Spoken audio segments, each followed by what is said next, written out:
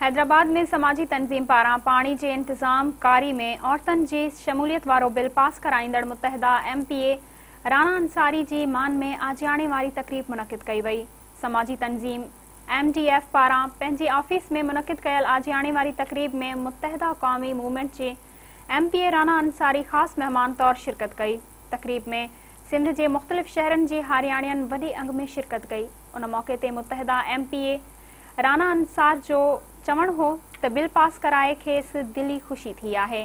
हुन चयो त उम्मीद आहे त उन बिल मां सिंध जी लखें औरतन खे फ़ाइदो ज़रूर थींदो। होॾां हारियाणियन जो चवण हो त बिल पास थियण ते खेनि तमामु घणी खुशी थी आहे। हुननि चयो त औरतन खे पाणी जे इंतज़ाम कारी में शामिल करण सां खेनि भरपूर फ़ाइदो थींदो।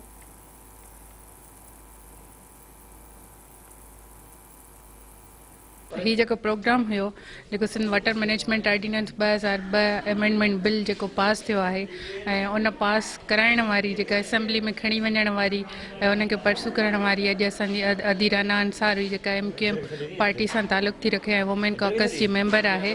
उन हिन बिल के लिए इलाही सारी मेहनत कई। 80 ऑर्गेनाइजेशन के तरफा MDF के तरफा प्लस में जो असांजी हिन कम्युनिटी जो लीडर्स हुयूं जो रूरल वुमेन जो असांजूं हारी भेणियूं हुयूं वो उनके खराज तहसीन पेश करण चाहियूं पियूं। इन बिल की अप्रूवल का हिन के असां सेलिब्रेट जो है वो करण पे चाहियोसीं। बिल हुयो जो असांजी औरतुनि इन में सिंध असेंबली में टेबल कयो हो जो अॼु मैडम राना अंसार जी वजह सां ऐं असां औरतुनि जी वजह सां इहो बिल पास थियो आहे ऐं MDF इन में वॾो सुठो किरदारु अदा कयो आहे। असीं शुक्रगुज़ार आहियूं इन्हनि जा जेको हिननि एॾो वॾो कमु कयो आहे सुठे तरीक़े सां थी वियो आहे। असांखे वॾी ख़ुशी आहे त हुननि सुठो कमु कयो आहे ऐं माना औरतुनि जो बिल पास करायो आहे। इन्हनि जो जेको असांजो औरतूं हुन में पाणी में हक़दार कोन हुयूं उहे हींअर पंहिंजो बिल्कुलु हक़ु वठी सघनि थियूं ऐं उन्हनि खे ख़बर पइजी वई त असांजो बि पाणी में हक़ु आहे। छाजे करे औरत पाणी खां सवाइ त हुनजो को निज़ाम ई नथो हली सघे। इन करे असां इहो 4 सालनि खां वठी कोशिशि कंदा रहियासीं। अलाह जो शुक्र आहे जेको हाणे असांजो इहो बिल पास थी वियो आहे।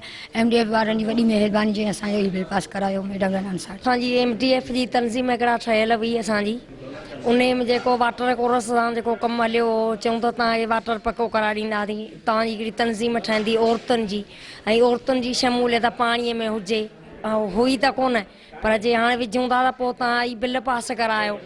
बिल पास कराइण असांजो 3 सालनि खां वठी कमु कयो असांजो बिल पास न थियो।